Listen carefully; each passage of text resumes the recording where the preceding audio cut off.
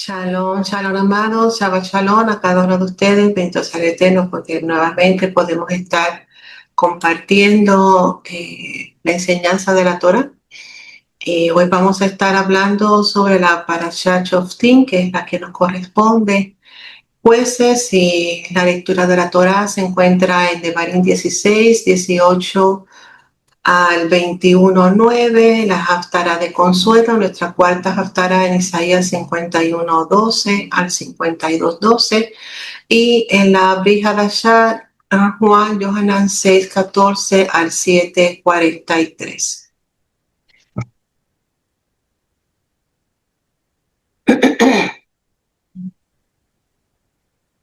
Vamos entonces a hacer la bendición por la Torah antes de comenzar. Bendito eres tú, Adonai Eloheinu, Rey del universo, que nos santificas con tus mandamientos y nos ordenó sobre las palabras de la Torah. Bendito eres tú, Adonai Eloheinu, Rey del universo, que nos escogió de entre todos los pueblos y nos dio su Torah. Bendito eres tú, Yahweh, dador de la Torah. Amén. Amén. Gracias, Padre, por este tiempo que tú nos permites compartir la enseñanza de este día. Yo te ruego, Eterno, que seas tú que hables a nuestros corazones y que pongas en nuestros pensamientos, Padre, la palabra que necesitamos escuchar. Toca nuestras vidas, toca todo nuestro interior en este tiempo de luz, Padre, que podamos utilizar las enseñanzas durante este periodo de tiempo para hacer rectificación, para hacer correcciones en nuestras vidas, y que podamos ser más semejantes a Yeshua, Abba, y que podamos tener un acceso completo ante tu presencia durante este tiempo. Escudriña nuestros corazones, Abba, y ayúdanos durante todo este proceso por los méritos de Yeshua. Amén, ve, amén. Bien. La parashá que tenemos hoy, para hoy, es la parashá Shoftim, y en la síntesis tenemos que es el nombre de la parashá y es la primera palabra del versículo, la tenemos en la parte de abajo. Jueces, Shoftim, contiene 5 capítulos y 97 versículos, codifica 41 mandamientos AC, o sea, positivos, y 27 loto AC, que son negativos, o sea, algo que no se debe de hacer. Y la parashá transcurre durante el año número 40 desde la salida de Egipto. Los temas que tenemos en la parashá de hoy son muchos. Es una parashá que no es demasiado larga, pero toca muchos temas.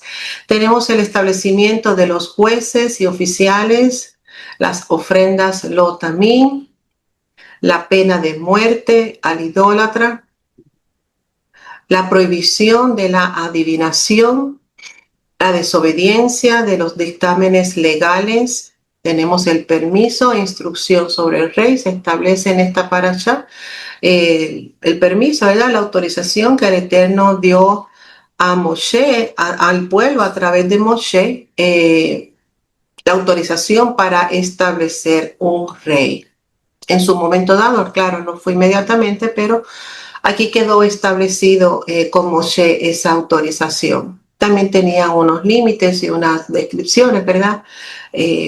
Pero es en esta parashá Shoftim donde se establece la instrucción sobre el rey. Tenemos la porción de los Kohanim, las instrucciones sobre los profetas y los testigos, ciudades de refugio y ciudades que deberán salir a la guerra. También tenemos límites con relación al prójimo, instrucción con respecto a los árboles que se pueden talar y el asesinato de un cadáver encontrado o abandonado. Así que en esta parasha toca todos estos temas donde ya estamos los finales, ¿verdad?, del libro de Devarim. Y el Eterno comienza a dar entonces instrucciones al pueblo con respecto a todos los aspectos de la vida del pueblo, no solamente espirituales, sino también sociales, jurídicos, de cómo habrían de establecerse las cosas. Así que en esta parasha está llena, no es muy extensa, pero está llena de mucho detalle con respecto a cómo iba a ser la vida del pueblo una vez entraran a la tierra prometida. El tema para nosotros en el día de hoy es un profeta como Moisés. Y el texto base es Devarim 18:15, como leía nuestra hermana. Profeta en medio de ti, de tus hermanos, como yo te levantará Yahweh, tu Elohim, a él oiréis.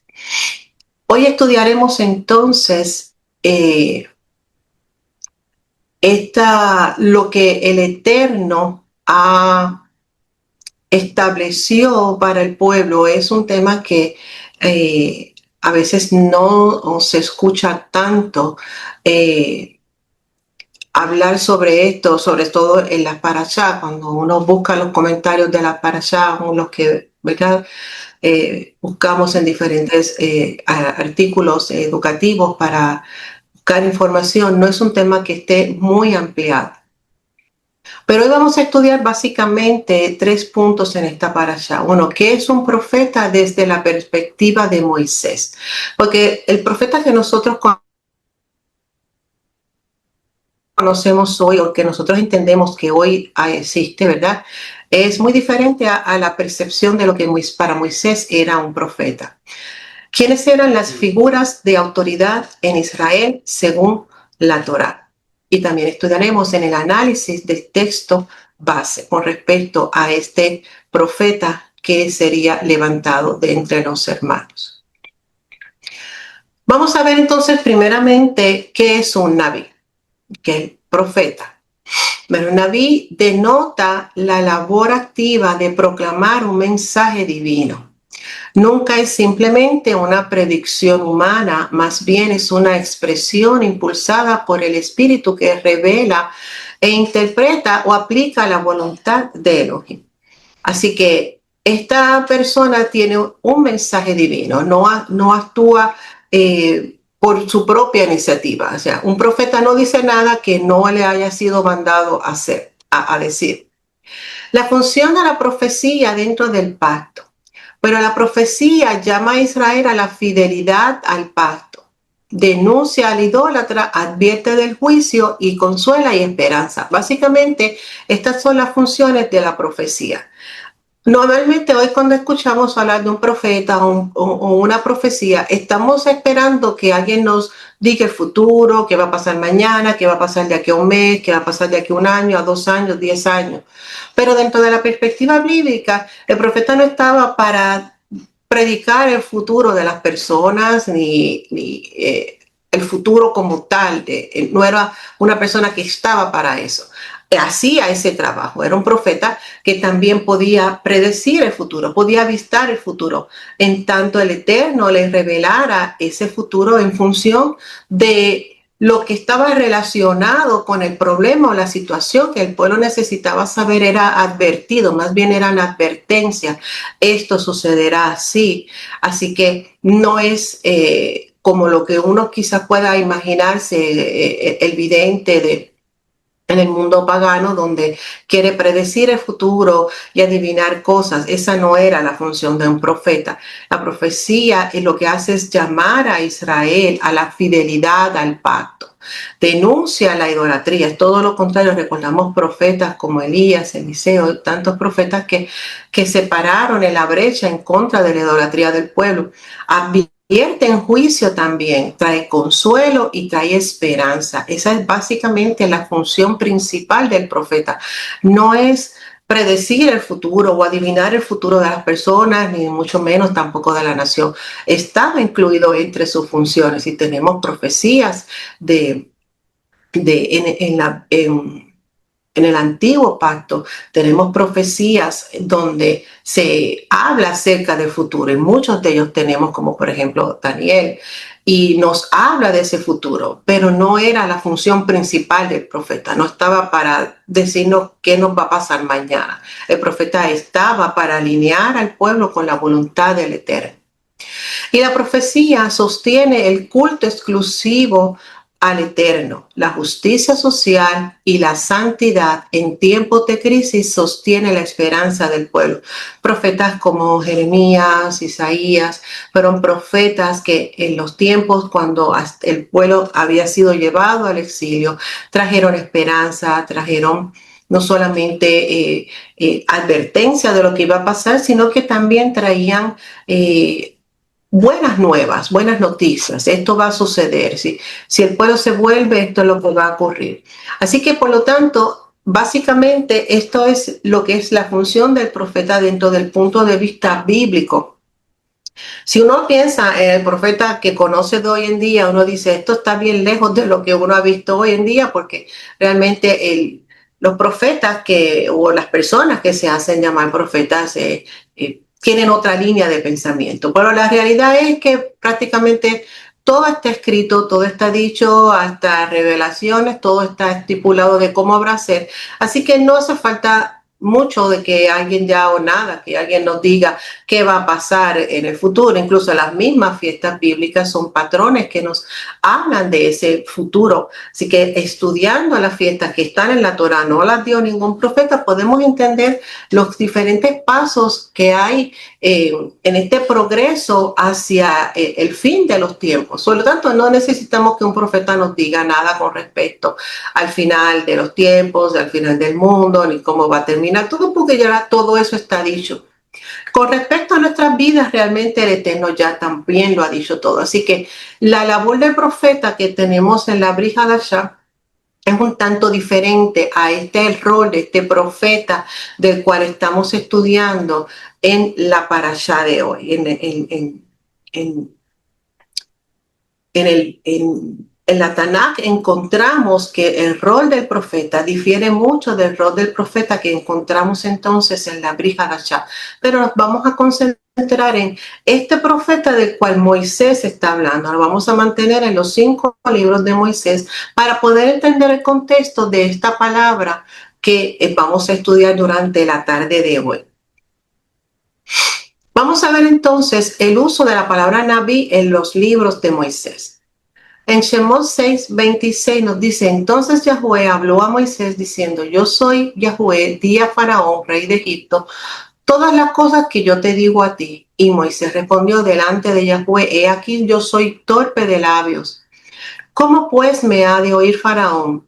Y Yahweh dijo a Moisés, mira, yo te he constituido Dios para Faraón, y tú y tu hermano Aarón será tu profeta, y tú dirás todas las cosas que yo te mande, y Aarón tu hermano hablará a Faraón. Así que vamos a entender qué es un nabí, qué es un profeta dentro de los escritos que tenemos, de los que conocía y tenía Moshe.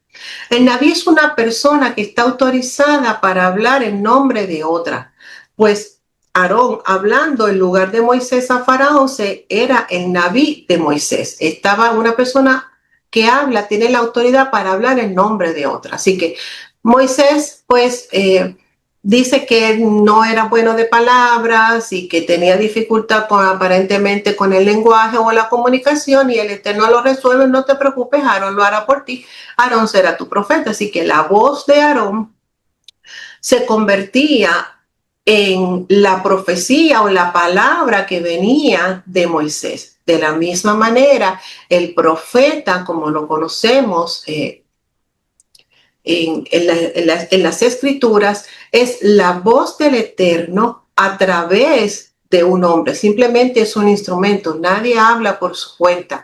Habla aquello que le ha sido revelado, que le ha sido mostrado primeramente. Bamidbar, Números 12:1. María y Aarón hablaron contra Moisés a causa de la mujer cusita que había tomado, porque él había tomado mujer cusita, y dijeron, solamente por Moisés ha hablado Yahweh no ha hablado también por nosotros y lo oyó Yahweh. Y tenemos el segundo caso, 12:6-7, y él les dijo, oíd ahora mis palabras. Cuando haya entre vosotros profeta de Yahweh, le apareceré en visión, en sueños hablaré con él. No así con mi siervo Moisés, que es fiel en toda mi casa, cara a cara hablaré con él. En segundo lugar, aquí tenemos este incidente que ocurre con Aarón y Miriam. Ellos se atrevieron a suplantar a Moisés como mediador de la revelación divina para ellos. Ellos entendieron, pues, no solamente está Aarón, nosotros también estamos aquí. Pero el Eterno mismo intervino declarando que solamente Moisés tendría una conversación directa con él. El Todopoderoso, sin embargo, se comunicaría con los profetas por sueños y visiones. Esto nos lleva a concluir que un verdadero profeta no solo podría ser portavoz de Elohim, si Elohim genuinamente le hubiera dado un mensaje para que se lo comunicara. Por lo tanto, nadie puede levantarse, decir en aquel momento, ¿verdad? Tampoco hoy. Y decir, sí, yo soy profeta. No podemos decir que cualquiera pudiera hacerlo. Bueno, muchos tal vez lo intentaron, pero realmente no lo eran. Pero un verdadero profeta no se levantaba y decía, hoy voy a hablar de parte de Elohim y voy a decir esto, porque no funciona así. Es al revés. Es el Eterno quien levanta al profeta, le habla al profeta y el profeta entonces comunica al pueblo. Por lo tanto, aquí vemos cómo en este caso María y Aarón intentan como que, ok, si Moisés puede, también podemos nosotros. No funciona así. En el caso del profeta no es algo que uno elija, o sea, esto no es como ir de tiendas y elegir me gusta esto y me gusta aquello. Los dones no funcionan así. No podemos decir yo voy a ser profeta, porque es que uno no puede decir que voy a ser profeta. Uno es elegido para ser profeta, porque es la palabra del Eterno la que se va a dar. Así que es el Eterno quien elige a aquellos que han de ser profetas. María y Aarón no estaban en ese nivel y aunque ellos pensaron, bueno, si Moisés puede, nosotros también. Y el Eterno los reprende y le dice, no, o sea, no es así. Él es fiel en toda mi casa y yo cara a cara hablaré con él. O sea, una cosa es con ustedes y otra cosa es con Moisés. Tenía un llamado, tenía un ministerio y en eso el Eterno estaba respondiendo a ese llamado y a esa elección. El profeta era elegido, no el profeta se elige así para ser profeta. Esto no es buscar una profesión. Esto es yo quiero ser maestro, yo quiero ser carpintero, no, yo quiero ser profeta, no.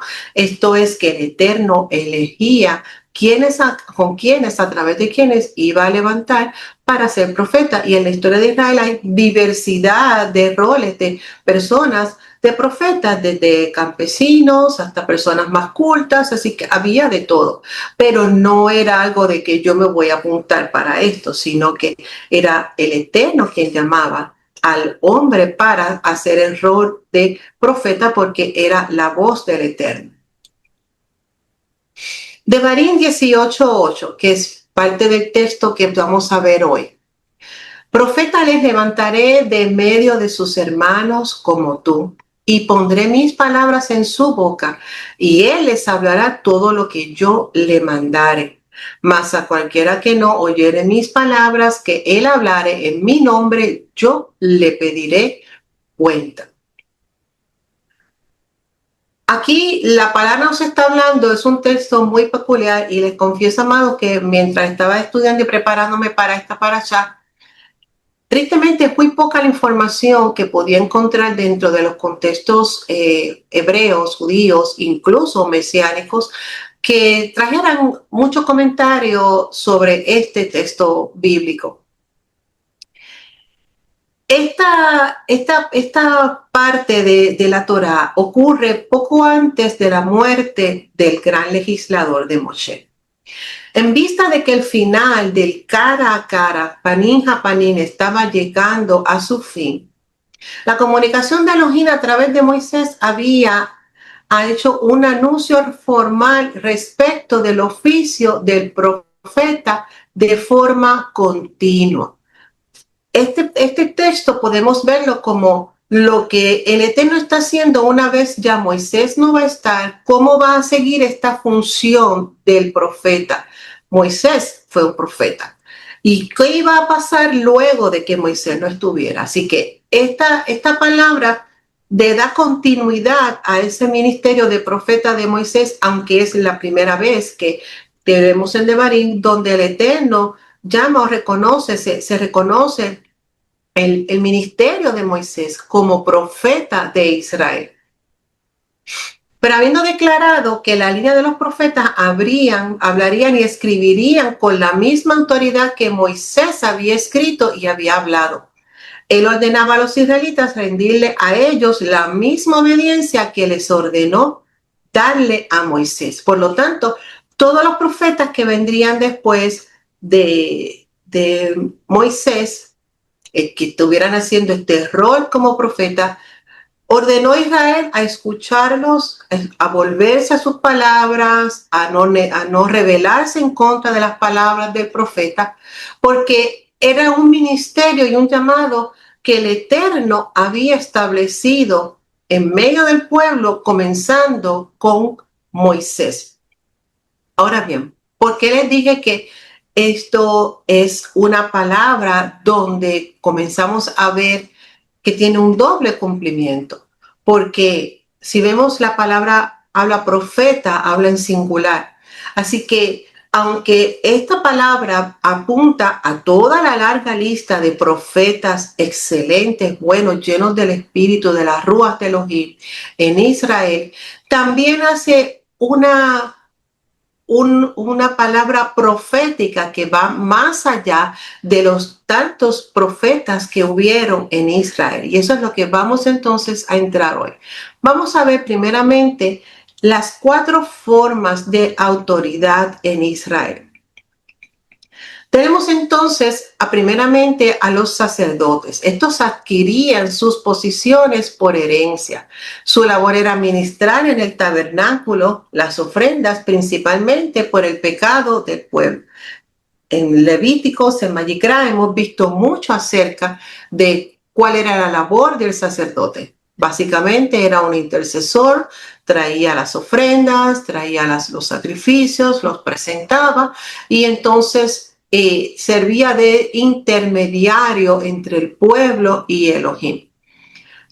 Podía en algún momento dado también fungir como profeta. Hubieron así en Israel, como lo fue Samuel, pero su función principal era mantener esa línea de comunicación, mantener esa vía abierta mediante las ofrendas y los sacrificios, esa vida espiritual del pueblo, pero no era una persona que comúnmente se parara a proclamar y a decir, así ha dicho el Eterno, y traer una palabra. Así que los sacerdotes básicamente adquirían sus posiciones por herencia y su labor era ministrar en el tabernáculo las ofrendas, principalmente las ofrendas por el pecado. Así que los sacerdotes se ocupaban de mantener esa relación con Elohim abierta, donde el pecado se cubriera con las ofrendas, de realizar a cabo los sacrificios, del mantenimiento del tabernáculo. Tenemos entonces también a los jueces. Los jueces o los ancianos eran designados por el pueblo para juzgar. Su requisito era que fueran hombres sabios. Juntamente con los jueces estaba el shoter, un oficial que hace cumplir las órdenes de un oficial con mayor rango o autoridad. En este caso, estos oficiales ocupaban que las decisiones que los jueces emitían se cumplieran. Así que también está la forma de los jueces, que tenían otra función. Ellos se reunían en las puertas de las ciudades, discutían los casos, emitían sus juicios de acuerdo a la Torá. Eran personas que también conocían la Torá. Tenemos varios ejemplos de ello en la Torá, como fue en el caso de Ruth y Boaz. Hubo un litigio y fue durante los ancianos que estaban en la puerta y ya tomaron una decisión. Así que estas personas también estaban en el liderazgo de Israel. Tenemos entonces los sacerdotes, tenemos a los jueces que también eran parte de este liderazgo, y también tenemos a el rey. El rey es un poco más peculiar porque la ley acerca del rey no decía mucho, no dice mucho con respecto a los derechos o a la autoridad, ni sobre obedecerle o sobre cualquier función gubernamental que él realice. La única responsabilidad positiva que vemos en Deuteronomio es que le asigna al rey hacer una copia y estudiar las enseñanzas de Elohim, o sea, la Torah. Y que para el rey no hay nada estipulado que no sea ser una figura, diríamos, quizá un poco decorativa, al menos en ese principio no lo era así, pero no tiene una responsabilidad como la tenían los jueces, como, sobre todo como la tenía los sacerdotes. Así que la ley sobre el rey continúa la política de Deuteronomio de limitar el poder y el prestigio de las autoridades humanas. El papel del rey, el funcionario que probablemente se convierte en el más poderoso y prestigioso, se desacentúa más que el de cualquier otro funcionario. Irónicamente, el rey gana protagonismo, mas sin embargo, cuando se instituye el rey, esta función, no dice mucho más, pero al final el que más protagonismo gana. El rey debía entonces ser ejemplo de cómo vivir la Torá, un rey que enseñara a las naciones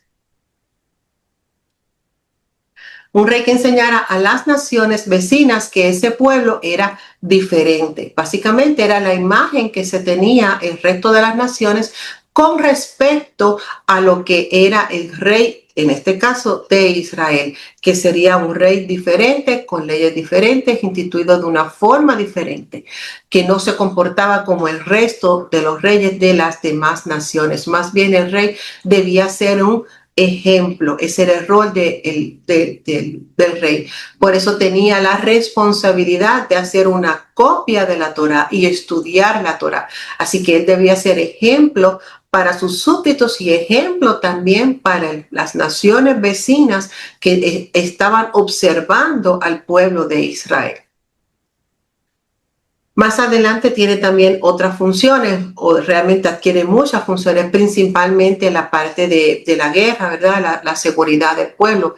Sobre el rey recae mucho de esa responsabilidad. Pero eso es lo que comenzamos a ver más adelante, puesto que cuando vemos las incursiones del pueblo, una vez llega a la tierra prometida, bajo el liderazgo de Josué, el pueblo comienza a ganar terrenos y a expandir y a tomar posesión de la tierra, y no había ningún rey. Realmente el Eterno era el que estaba haciéndolo todo y dando las victorias. Pero cuando llega el rey, esta parte de las batallas y de proteger las fronteras y de mantener seguros con respecto a los países vecinos recae principalmente sobre el rey.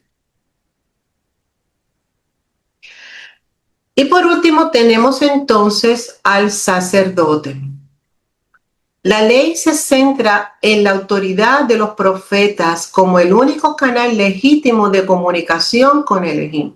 Y esto es algo muy importante, porque dentro de todas las funciones que hemos visto, desde el sacerdote, los jueces, el rey, el profeta es el que establece esa comunicación. Recuerden que tenemos como primer profeta al propio Moshe. ¿Y qué era lo que hacía Moshe? Se reunía, iba al tabernáculo de reunión, oraba, buscaba el rostro del Eterno, el Eterno le decía y él venía. Así que era ese canal abierto de comunicación. No así era el sacerdote, no significaba que no pudiera hablar del sacerdote, pero el sacerdote tiene una función más de intermediario, de realizar las ofrendas. Los jueces pues llevaban juicios sobre lo que ya estaba establecido en la Torá, y el rey pues ya hablamos de él. Pero el profeta en particular era ese canal, esa vía de comunicación abierta entre Elohim y el pueblo. Y históricamente hemos visto que los profetas hablaron al pueblo, hablaron a reyes, hablaron a los reinos, al del norte, al del sur, de todo. O sea, que no dijeron los profetas. Así que Esta forma de gobierno, esta forma de autoridad, diría que es una de las más relevantes para la vida del pueblo. Las naciones que Israel está reemplazando prestan atención a los adivinos y hechiceros. Ellos conducen sus asuntos tanto privados como públicos de acuerdo con las instrucciones de dichos funcionarios. Israel, en cambio, debe conducir sus asuntos según las instrucciones de los profetas. Este versículo marca un gran contraste entre la costumbre de las naciones, quienes escuchan a los agoreros y adivinos, y aquí Moisés deja claro que los caminos detestables de las naciones están fuera de los límites para Israel. Devarim 18:14 nos dice, porque estas naciones que vas a heredar a agoreros y a adivinos, oye, mas tú no te ha permitido esto, Yahuwah tu Elohim. Así que el pueblo estaba entrando en un campo muy minado con respecto a muchísimas personas que se dedicaban a la adivinación, a predecir futuros y otras formas de profecía, vamos a decir, profecía falsa. Pero el Eterno les advierte, esto no se te ha permitido a ti. Fijémonos que cambia el sujeto. Cuando comienza estas naciones que vas a heredar, está hablando que vas a todo el mundo. Pero sigue más adelante, más a ti. Ya lo lleva entonces personal. Mas a ti no se te ha permitido escuchar o buscar consultar a alguno de ellos. ¿Por qué? Porque como nación, realmente es lo que les está diciendo estas naciones que vas a heredar, y ellos oyen adivinos. O sea, esto está en general. Pero a ti como individuo, no te estoy hablando como nación, te estoy hablando como individuo, como persona. No se te ha permitido buscar o consultar a alguno de ellos. Este escenario permite a Moisés hablar sobre cómo Israel debe escuchar a Elohim. Y comienza diciendo, un profeta, o sea, una posición enfática. Posteriormente a esto, el versículo 14, tenemos el 15. Un profeta como yo, o sea, Moisés es el prototipo de toda verdadera profecía en Israel. Esto es lo que nos dice el verso 15, que es nuestro texto base. Ellos tienen adivinos, tienen agoreros, no se te ha permitido. Pero un profeta como yo está poniendo una distinción, no es cualquiera, uno como yo, que sea un prototipo de Moisés, es el que va a representar toda la verdadera profecía en Israel, poniéndolo a la cabeza de una larga lista de profetas en la historia de Israel. Pone entonces a Moshe encabezando a esta lista. Así que esto es lo que precede a nuestro versículo 15 del texto de hoy. Las naciones lo hacen de esta manera y buscan adivinos y agoreros y todo lo demás, pero a ti en singular, a cada uno, le está hablando a cada israelita, no se te ha permitido esto. Yo levantaré un profeta. Habrá alguien al que puedas escuchar. Y esta palabra, este texto que vimos un poco antes, nos habla que podemos ver dos líneas de pensamiento dentro de este texto. Hay un profeta, claro. Todos los que siguieron a Moisés, la lista es larga de todos los profetas. Pero también tiene una aplicación escondida. Hay un profeta en particular que a ese vas a escuchar. O sea, hay muchos profetas, pero hay uno en particular al que vas a escuchar. La autoridad del profeta en Israel. Tenemos que el cuarto tipo de autoridad es el profeta. Hemos visto el rey, el sacerdote, los jueces, y tenemos también al profeta. Los profetas estaban entre los líderes de la sociedad, junto con los sacerdotes, ancianos o los jueces. Y en los tiempos monárquicos, los reyes y los funcionarios reales también eran parte de esta jerarquía de gobierno. De manera que los, los, eh, los profetas eran parte importante de la sociedad en Israel. Para Deuteronomio, el profeta es el líder más importante y con mayor autoridad. En contraste con el rey, cuyo poder limita, Deuteronomio fortalece la autoridad del profeta. Recuerden que Moisés no es hasta este punto que se determina que es un profeta y es el que había traído al pueblo durante todos estos años, durante el desierto, había sido la autoridad máxima. Sí estaba el sacerdote que tenía una función mucho más espiritual donde se trabajaba la relación del pueblo con el Eterno, pero el profeta daba una palabra, o sea, era el canal de comunicación con el que Elohim hablaba y comunicaba al pueblo. Así que la autoridad del profeta en Deuteronomio es bien fortalecida y tiene mucha autoridad. Deuteronomio establece dos cosas, que es el profeta, el sucesor de Moisés, la máxima autoridad durante el periodo del desierto, y que la palabra del profeta es la palabra de Elohim y quien la desobedece es amenazado con el castigo divino. Así que, ¿quién iba a suceder a Moisés? Ya no como un líder, porque en este caso ya venía Josué y llegaron otros más, pero como profeta estaban siendo sucesores de Moisés, de esa palabra divina, de esa comunicación. Moisés no solamente fue profeta, fue el gran legislador, fue el que entrega la Torá y explica y enseña la Torá.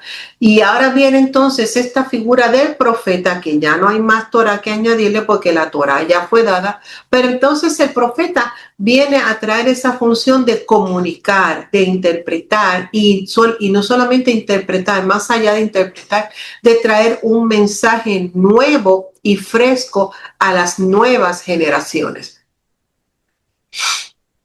La profecía es el único oficio cuya base legal Moisés describe citando las palabras de Elohim en lugar de usar las suyas propias. Y esto es bien interesante porque todo lo que tiene que ver con Israel tiene una base legal. El sacerdocio tiene una base legal, todo tiene una base legal.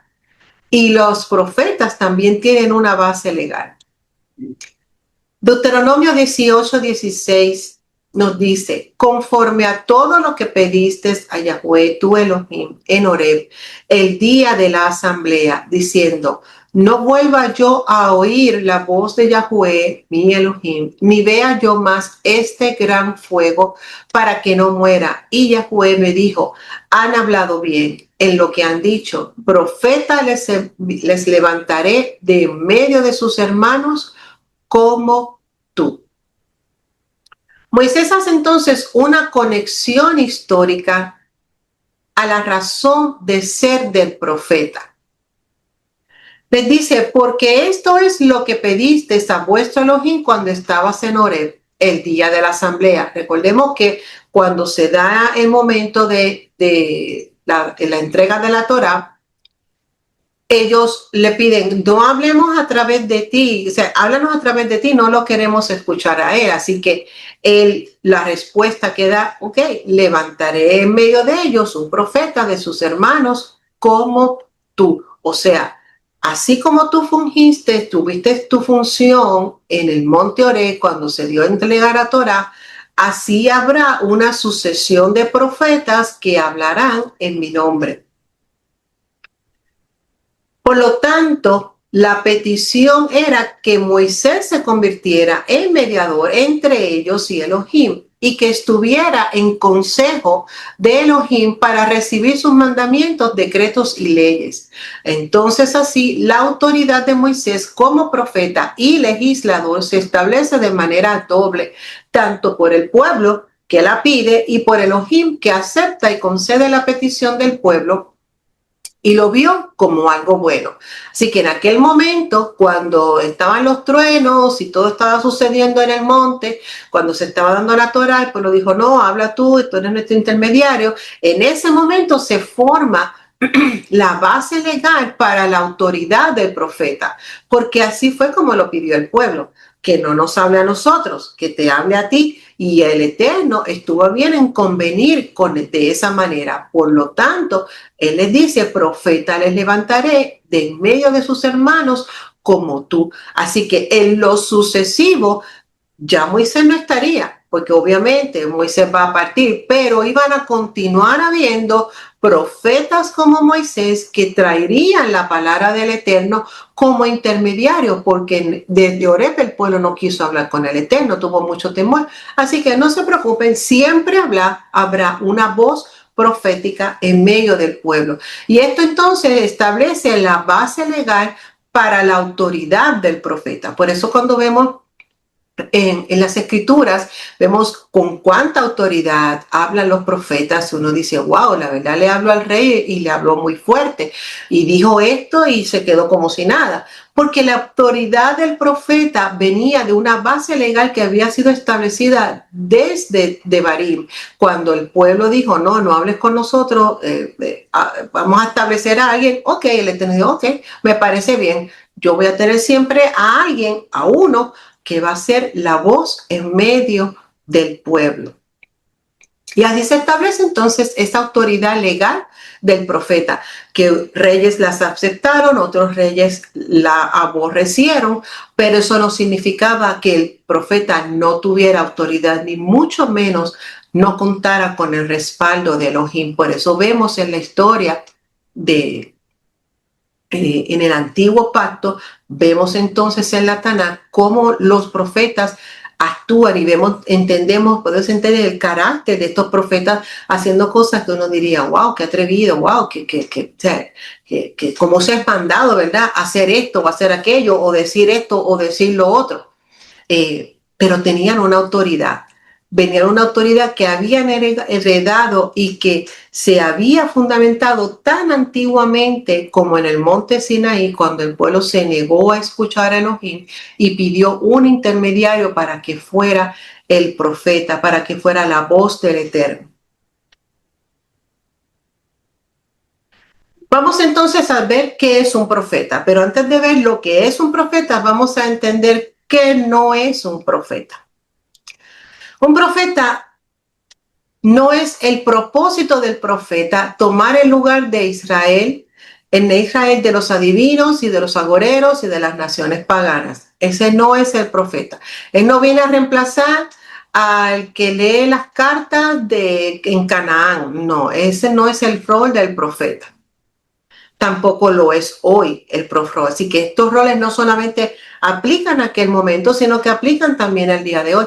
Muchas veces pensamos que un profeta tiene que decirnos la vida entera. ¿Qué nos va a pasar mañana? ¿Qué pasará la semana que viene? ¿Cómo voy a morir? ¿Esto voy a sufrir? ¿No quiero sufrir? O sea, ¿qué enfermedad me va a dar? Ese no es el rol de un profeta. No es el profeta. Para eso no fue levantado un profeta. Así que estamos viendo que no es un profeta. Así que no es el propósito de tomar en Israel el lugar de los adivinos y agoreros. O sea, cualquier cosa que parezca adivinación y predicciones que no vienen al caso, eso no es un profeta. El profeta no es enviado para que podamos consultarle nuestros planes o que nos revele cosas ocultas. No es el propósito del profeta. El propósito del profeta no es satisfacer nuestra curiosidad o el deseo del conocimiento de aquello que no se le ha revelado al hombre, porque eso sería, amado, como ir donde un adivino o alguien que te lea las cartas o alguien que, qué sé yo, que tenga una bola de cristal y que intente mirar el futuro. Eso sería exactamente eso. Eso no es el profeta. Profeta no está para que uno vaya a consultarle y qué me va a pasar mañana o voy a morir de esta enfermedad. El profeta no está para ese servicio nuestro. Elohim envía a su profeta no para que podamos descubrir a través de él lo que nos gustaría saber. Así que no es que ese hombre es profeta del Eterno y habla y vamos a consultarle, ore por mí porque yo necesito saber. No está para eso, no está para que nosotros consultemos. Para consultar, consultamos al Eterno. Si el profeta tiene una palabra que decirnos, pues ya no la dirá. Pero no estamos para consultar porque se confunde a que voy a buscar al profeta todo el tiempo una palabra, es como decir, voy a la que lee los tarot a la esquina de más abajo de la calle y que también me lea las cartas. O sea, no están para eso los profetas. De hecho, la función del profeta hoy es muy diferente a la función de los profetas que estamos tocando. Así que no estamos hablando del don de la profecía que establece, que encontramos en la Brit Hadashah. Eso no tiene nada que ver con esto. Estamos hablando del profeta de Moisés, el profeta en aquel momento, lo que se sabía y se entendía sobre el profeta. Por lo tanto, no es para que podamos descubrir lo que nos gustaría saber. Lo que quisiéramos saber, amados, lo tenemos que preguntar al Eterno. Y si el Eterno no nos muestra, pues Baruch Hashem. Y si no nos lo revela, pues por algo será. Así que todo lo que usted quiera saber, entender y conocer, simplemente pregúntale a Elohim, total, él es el que se lo va a revelar al profeta. Así que se lo puede revelar a usted. Así que, amados, no es un instrumento. El profeta no es un instrumento del hombre. El profeta es un instrumento divino. El profeta no es nuestro instrumento. No lo es. No está para que nosotros nos sirvamos de él. Es un instrumento de Hashem. Elohim usa al profeta para cumplir su propósito en nosotros. Ese es el rol del profeta. Eso es lo que es un profeta. El profeta está para servir al Eterno, no para servirnos a nosotros. Lo que el profeta quiera decirle, el Eterno le dirá, ve y dile. Si no nos ha dicho, no nos tiene nada que decir. Preguntemos al Eterno. Y así es como debe de funcionar. Así es como el Eterno lo estableció, porque es Elohim quien usa al profeta para cumplir su propósito en nosotros. Lo que haya que hacer en nuestras vidas y lo que el Eterno nos quiera decir, Él nos los va a mandar a decir. Lo que nosotros querramos preguntar al Eterno, se lo tenemos que preguntar a Él, amados. No podemos ir por otras vías, tenemos que ir donde Él a preguntar. Y Él nos responderá por la vía que Él decida. Pero no es consultar a los profetas o a las personas que creemos que son profetas, porque a veces ni sabemos si esa persona realmente es un profeta. Y entonces eso no es el orden divino. El profeta es un instrumento de Elohim, eso queda claro. El trabajo del profeta es hacer que el hombre camine por el sendero que lo lleva al Eterno. Que el hombre vuelva a Elohim. Ese es el propósito del profeta. No es divulgar lo que va a pasar mañana, no es predecir el futuro. El rol del profeta es hacer que el hombre regrese a Hashem. El profeta estaba para denunciar el pecado, para que el hombre corrigiera su camino torcido mediante el mensaje que Elohim comunicaba a través de él. Por ejemplo, tenemos un buen ejemplo de Jeremías. Representó la esclavitud y el castigo que vendría sobre Judá y los países cercanos por no obedecer a Elohim. Al principio, Jeremías utilizó un yugo de madera para traer esta ilustración. ¿Y cuál fue el conflicto? Bueno, que el falso profeta Ananías le quitó el yugo de madera a Jeremías y lo rompió en pedazos para llevar la contraria. ¿Cuál fue la respuesta divina? Elohim le dijo a Jeremías que regresara entonces con un yugo de hierro, indicando que el dominio de Babilonia sería imposible de romper. Así que vemos entonces, amado, el profeta es un instrumento de Hashem y habla de parte de Hashem. Lo que Hashem le ha dado, lo que Hashem no le ha dicho que diga, pues no lo puede decir porque ese no es su trabajo. No es adivinar, no es inventar en el aire, es traer la palabra del Eterno para nuestra vida. No necesariamente y principalmente no es para traernos el futuro ya lo conocemos, amado, el futuro se lo podemos preguntar a Elohim. El profeta está para traer una corrección. El profeta está para ayudar al pueblo a volverse a Elohim, principalmente profeta tras profeta, la situación que se daba era, el profeta estaba para ayudar al pueblo a volver a Elohim, a encontrar el camino a Elohim. Por eso exhortaba y traía ilustraciones, como por ejemplo fue el profeta Oseas. Se casa con esta mujer adúltera, traía una ilustración. El caso del profeta Jeremías, y así hay muchísimos, amados. Eso era el profeta bíblico y eso no cambió. En la Brihadashah se tiende a ver de otra forma diferente, pero el profeta del que estamos hablando en Devarim es un hombre que es un instrumento de Elohim para ayudar al pueblo a corregirse y a volverse de su mal camino y regresar a Hashem.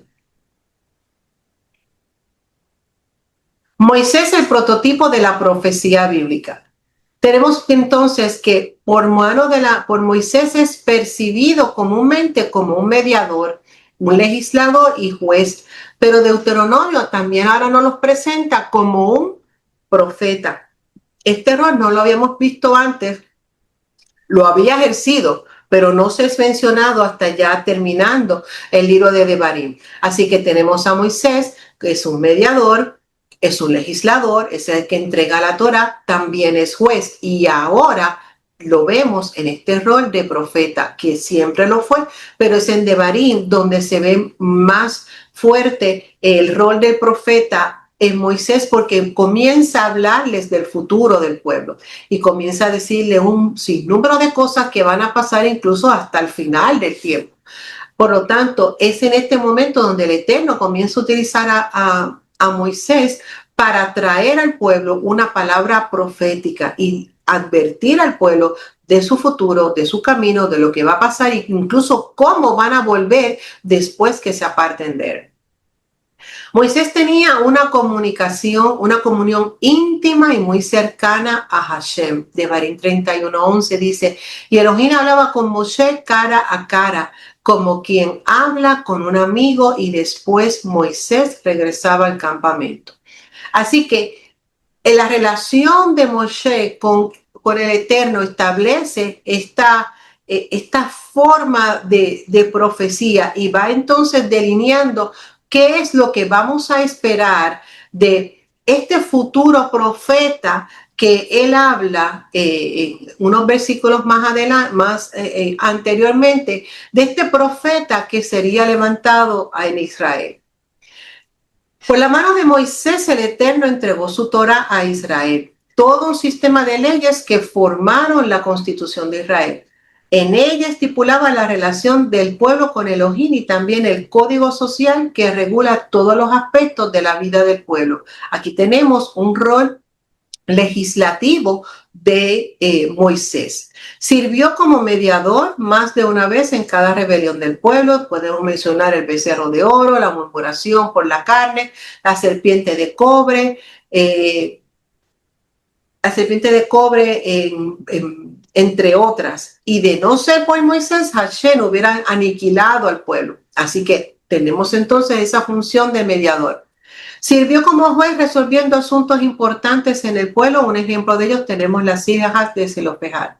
Y el último título que se le otorga a Moisés en Deuteronomio es el de profeta, aunque no significa que antes no había sido profeta, pero no es en Deuteronomio donde vemos aún más fuerte el aspecto profético con relación al futuro de Israel.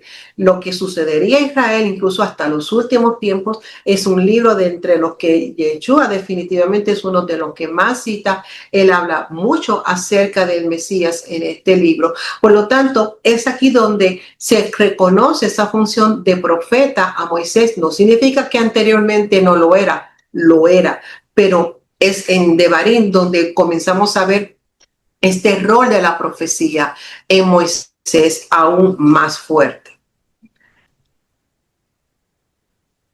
Moisés es el prototipo de la profecía bíblica. Moisés exhortó al pueblo a vivir una vida santa, piadosa y justa delante del Eterno.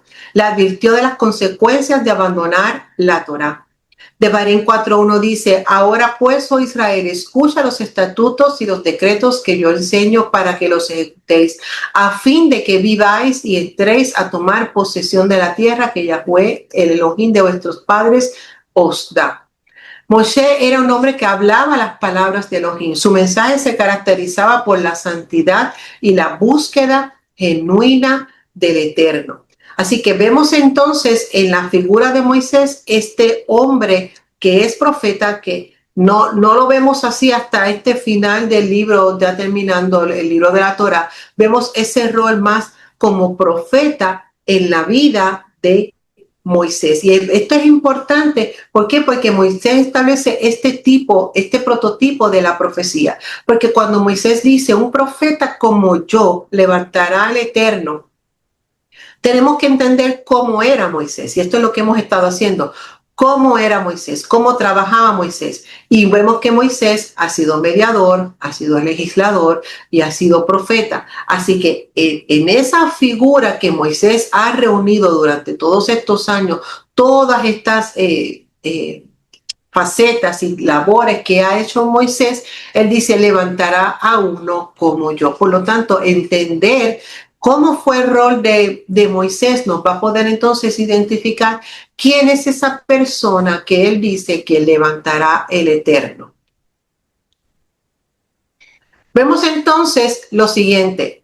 Moshe fue legislador, fue maestro de la Torá, profeta, era la voz de Hashem para el pueblo, hablaba cara a cara con Elohim y guió al pueblo a buscar Elohim y apartarse de sus malos caminos. Básicamente el libro de Devarim lo que es una repetición y exhortándole lo mismo. Apártense de esto, miren aquello, miren lo otro. Es como, al menos en mi casa decía, es como leerle la cartilla.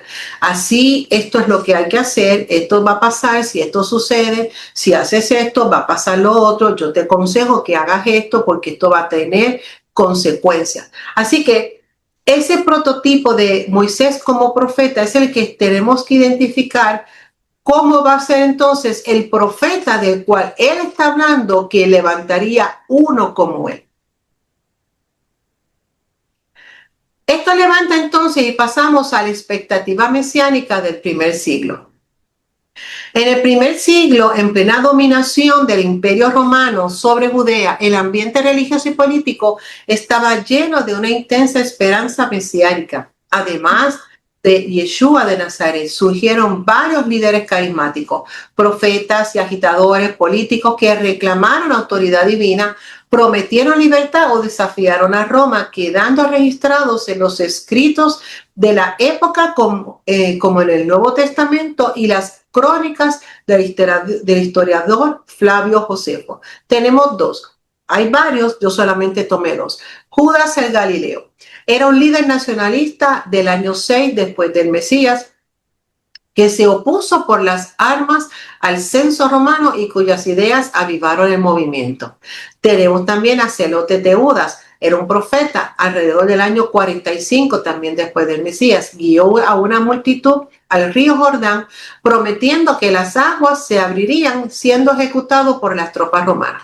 Estos son solamente dos, amados. Entonces, usted entra en la historia del primer siglo, habían mesías por todos lados, había gente que era libertadora y que se proclamaba. Sí, había una expectativa mesiánica muy fuerte para aquella época. Y eso nos hace comprender cuando llega Yeshua a la escena, el panorama, era como decir uno más entre otros, porque él no era el único que estaba haciendo de Mesías, había muchos otros que también querían ese mismo rol. Pero estos dos en particular los seleccioné por una razón, y es que estos aparecen, nos habla de ellos en el libro de Hechos, capítulo 5, 36.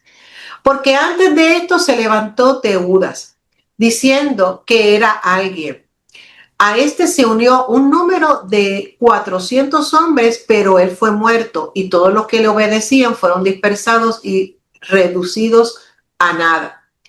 Después de este se levantó Judas el Galileo en los días del censo y llevó en pos de sí a mucho pueblo. Pereció también él y todos los que le obedecían fueron dispersados.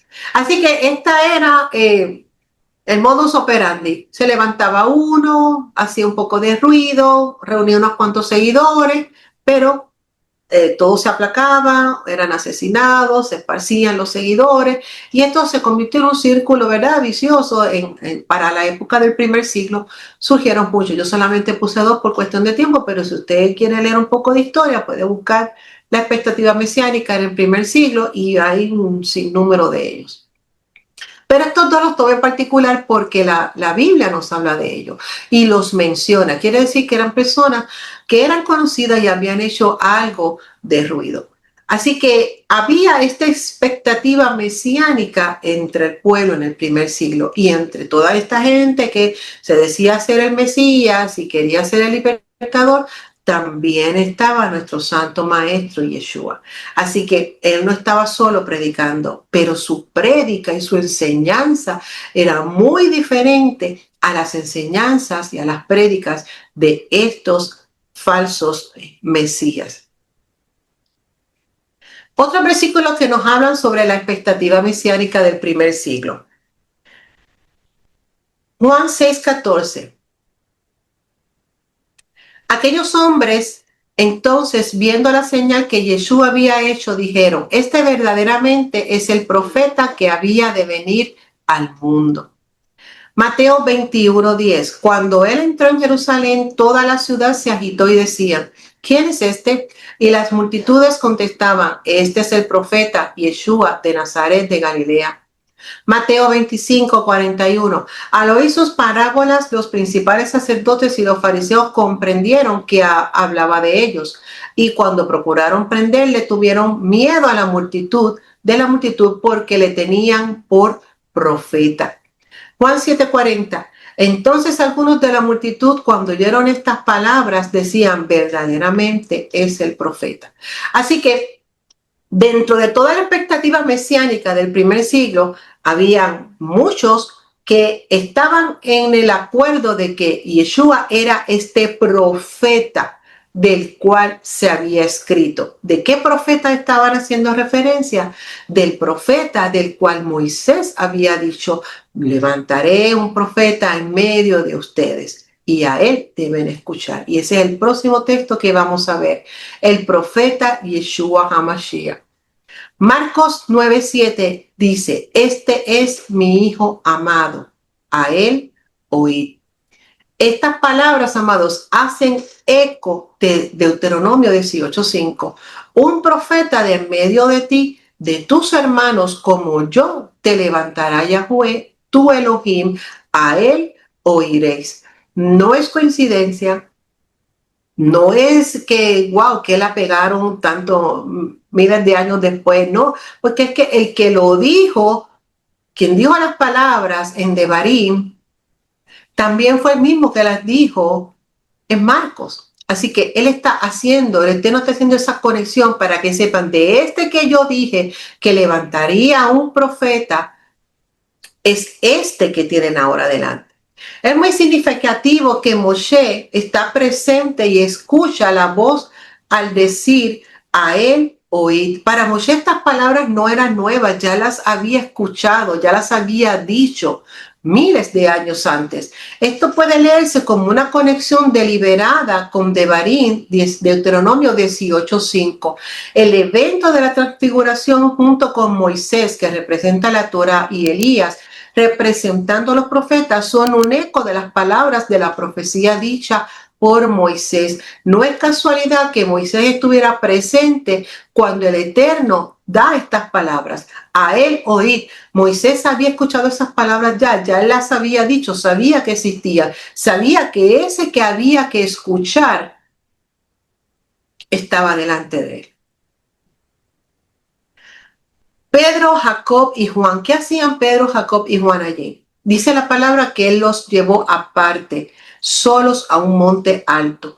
Fueron los testigos oculares que darían testimonio de lo que allí ocurrió. La Torá establecía que un mínimo de 2 o 3 testigos eran necesarios para que un asunto fuera ratificado. Ellos no estaban allí porque simplemente vamos para que vean cómo esto se va a transformar y lo lindo que va a ser. Ellos estaban allí porque necesitaban testigos legales que pudieran luego escribir estas palabras y decir, yo lo vi. Lo dijo cada uno de ellos, Pedro, Jacob y Juan, vieron y presenciaron ese momento cuando la voz del cielo dijo, este es mi hijo amado, a él oíd.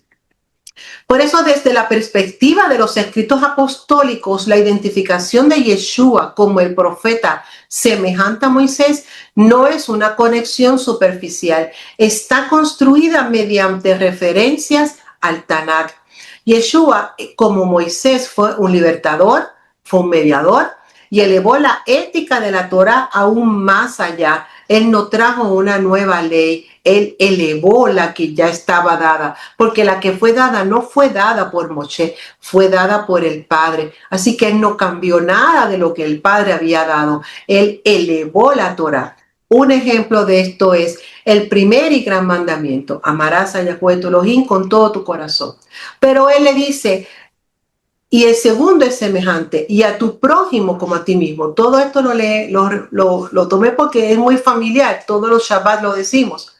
No estaba inventándose el mandamiento de amar al prójimo, ya ese mandamiento estaba en Levíticos. Pero ¿qué hizo Yeshua? Lo elevó la ética. No es simplemente que ames a tu prójimo porque pues va pasando por ahí, no.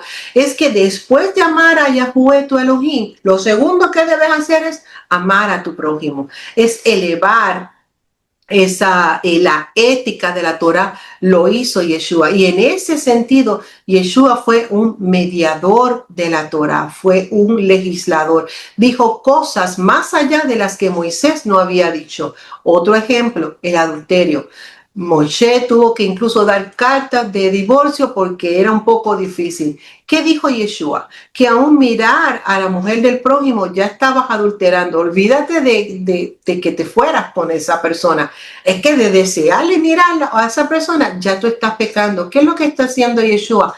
Elevando la ética de la Torah aún más allá. No cambia el mandamiento, pero lo eleva. Y en ese sentido, Yeshua se convierte en un mediador de la Torah, en un legislador de la Torah. Así que cuando vemos entonces estas características, comenzamos a ver y Moshe comienza a ver, este es el hombre del cual yo había hablado, yo había profetizado. Muchas veces pensamos que obedecer la Torah es alejarnos de Yeshua y es todo lo contrario. El creyente número uno de Yeshua no fueron los discípulos, no fue ni siquiera su madre Miriam, fue Moisés. Moisés fue el primer creyente fiel de Yeshua. Y ver a Moisés en este punto, en el monte de la transfiguración, viéndolo al lado de Yeshua, amado, eso es algo que a todos nos debe de conmover y ver que aún el gran legislador de Israel admiraba y creía en el rol de Yeshua. Y tristemente muchas veces hoy en día lo tenemos invertido. Admiramos más al hombre que al enviado de Elohim. ¿Quiénes son entonces las voces que estamos escuchando? Muchas veces escuchamos voces equivocadas. Podemos escuchar muchas voces en las redes sociales, incluso la voz interna que nos dice que no escuchemos el consejo, que no podemos seguir nuestra vida por nuestro rumbo. Pero la raíz de la palabra Tishmaun es chamá, oír, es inteligentemente, es a menudo una aplicación de atención, de obediencia. Así que lo que el Eterno, el Padre está hablando, a Él oír a Él es el que escuchar. A Él es el que hay que seguir, a Él es a quien hay que prestar oído, porque este Mesías, este Yeshua es del que habló el profeta Moisés. Entonces, amados, tenemos que corregir nuestro camino, nuestro rumbo. Tenemos que enfocarnos a lo que debemos. Hemos aprendido de Moshe y tenemos las palabras de Moshe, la Torah de Moshe, que es la Torah de Elohim dada a través de Moshe realmente. Pero tenemos entonces esa máxima expresión y el cumplimiento de esa Torah en Mashiach. Y a él es el que el Padre dijo, escuchen, no escuchemos lo que otros dicen, no escuchemos las otras voces, porque estamos cerrando, nos estamos equivocando, nos estamos desviando. La palabra del Padre es a él oíd. Fue lo mismo que le dijo a Moshe, a él oiréis. Y cuando llegó, dijo, este es mi hijo, a él oíd. Ese que hablé y le dije a Moshe, va a venir uno, llegará y a través de él se harán las maravillas. A él es al que hay que oír. Y cada uno de nosotros tenemos de preguntar y preguntarnos hoy en día, amados, ¿a quién estamos escuchando? ¿Qué voces estamos escuchando? Porque cualquier otra voz estamos equivocándonos, estamos errando en eso. La voz que tenemos permiso para escuchar es solamente la voz de Yeshua. Fuera de eso, amados, cualquier otra voz que escuchemos, estamos errando, estamos perdiendo el tiempo. Incluso estamos trayendo juicio para nuestras vidas.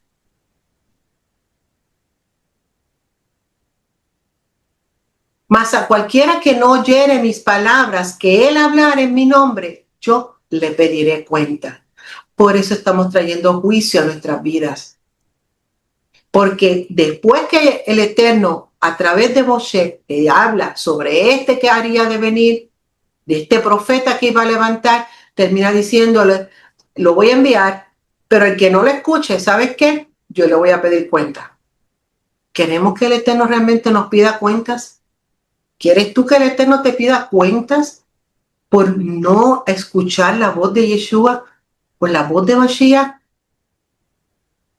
Tenemos que pensar y meditar en estas cosas, amados, porque nos van a pedir cuentas. Te van a pedir cuentas. ¿Qué voz estás escuchando? ¿A qué le estás prestando tu oído? Esto no es porque yo sé más, esto no es por rebelión, esto es que simplemente así va a ser. El Eterno va a pedir cuentas porque envió a su hijo. No estamos hablando de Moshe, estamos hablando del hijo de Elohim. Va a pedirnos cuentas. Así que tenemos que ajustar y sincronizar la voz de quien estamos escuchando.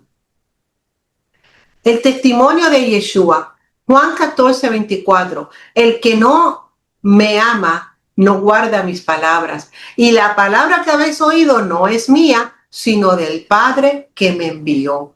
No es él el que las estaba diciendo, él lo está diciendo claro, mi palabra no es mía, sino del Padre que me envió, porque la palabra que habló Moshe tampoco no era de él, era del Padre que se la dio. La Torá se le entregó el Eterno. Y las palabras que está diciendo Yeshua no son de él, son del Padre. Juan 7:7. Ahora han conocido que todas las cosas que me has dado proceden de ti, porque las palabras que me diste las he dado, y ellos las recibieron, y han conocido verdaderamente que salí de ti, y han creído que tú me enviaste. Yo ruego por ellos, no por el mundo, sino por los que me diste, porque son tuyos. Ese es el testimonio de Yeshua. Él mismo está diciendo, yo no hablo por mi cuenta, son tus palabras. Es lo que tú me diste. Lo que yo hablo, lo que tú me dices. Lo que tú no me digas, no digo. El testimonio de los apóstoles, el discurso de Pedro en el pórtico de Salomón. Hechos 3:22. Moisés anunció a nuestros antepasados, Adonai su Elohim hará que salga de entre ustedes un profeta como yo. Obedézcanlo en todo lo que les diga, porque todo aquel que no haga caso a este profeta será eliminado del pueblo. Eso lo dice Pedro en el libro de Hechos. Esteban, Hechos 7:37. Este mismo Moisés fue quien dijo a los israelitas, Elohim hará que salga de entre ustedes un profeta como yo. Ambos en su discurso, Pedro en el pórtico de Salomón y Esteban en su defensa antes de morir, dentro de las últimas cosas que conectó Esteban fue, antes de morir, el profeta del cual habló Moisés es Yeshua. Con eso lo digo todo. Y Pedro defendió exactamente lo mismo. Aquí vemos la conexión que hacen ambos entre la profecía de Moisés y Yeshua. Ambos están en una disertación acerca de quién es el Mesías. Y ambos coinciden que este Mesías, Yeshua, es el profeta del cual habló Moisés. Vamos entonces rápidamente a ver, ya estamos por terminar, el valor gemátrico de Devarim 18:15. Aquí tenemos las palabras, la sumatoria de ellas, nos da un total de 1839. Luego en el video pueden volver a parar, sumar y hacer su propio análisis. Esta palabra nos conecta con el Salmo 119:18, que tiene el mismo valor numérico. Gal Einai Behabitat Mifalot Mitorateja. Abre mis ojos para que yo pueda ver las maravillas de tu Torah. Ambos versículos, olvidé copiar está arriba, el Salmo 119:18. Ambos versículos tienen el mismo valor numérico y podríamos ir a la raíz, a la sumatoria, pero no vamos a ir a eso. Vamos a quedar simplemente con que estos dos versículos tienen el mismo valor gemátrico, 1839. ¿Qué conexión tenemos entre estos dos versículos? El primero es una declaración firme del anuncio de la llegada de un profeta, que así como Moisés, de su boca saldrían las palabras del Eterno. Es evidente que estamos en presencia de alguien singular e inigualable. Eso es lo que nos dice en el versículo de Devarim. El Salmo es una oración pidiendo que los ojos se abran para ver una maravilla, algo que a simple vista no puede ser visto. Yeshua no fue visto ni reconocido por muchos, aunque sus palabras hablaban maravillas que nadie había escuchado antes. ¿Cuál es el mensaje? ¿Dónde está puesta nuestra mirada? Las maravillas de la Torá solo pueden ser vistas cuando nuestro ojo está bien entrenado por la Ruach y no por el ruido del mundo que distrae. Lo grande, lo extraordinario de la Torá, sus maravillas pueden ser conocidas cuando miramos a través de Yeshua. Es a través de él que tenemos un pleno conocimiento y una experiencia verdadera, transformadora. Eso fue lo que Esteban y Pedro entendieron más allá de la Torá de Moshe, es la Torá en la boca del Hijo de Elohim. Abrir nuestros ojos, amados, conectados con este verso, nos está diciendo, ayúdanos a ver esta maravilla de tu Torá, que es Yeshua, que es el enviado. Es por la razón por la cual estamos aquí. Desde Bereshit estamos hablando de Yeshua, del Mesías. Y en este salmo, que contiene el mismo valor numérico que el Devarim 18:15, nos está diciendo que es enviado, para ese enviado que es Yeshua, la oración es abrir los ojos, porque muchas veces pasa desapercibido. Y sobre todo hoy, amados, cuántas personas a veces tenían los ojos abiertos y los cierran ante la realidad de Yeshua y comienzan a voltear su mirada a mirar otras cosas. Y comienzan entonces a especular de quién es él, quién era y quién va a ser. La oración debe ser lo mismo, abrir nuestros ojos y poder ver la maravilla de la Torá explicada a través de Yeshua. Esa debe ser la oración. Esa es la conexión, amados. Abrir nuestros ojos, porque muchos los tienen cerrados. Muchos no ven a Yeshua. Y muchos de los que veíamos a Yeshua están cerrando los ojos para no verlo. Y eso es más triste aún. Conclusión. Yeshua es el profeta del cual habló Moshe en la Parashat Shoftim.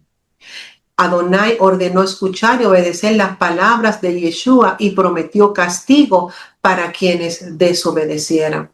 Así que esta es la conexión de este estudio de esta mañana.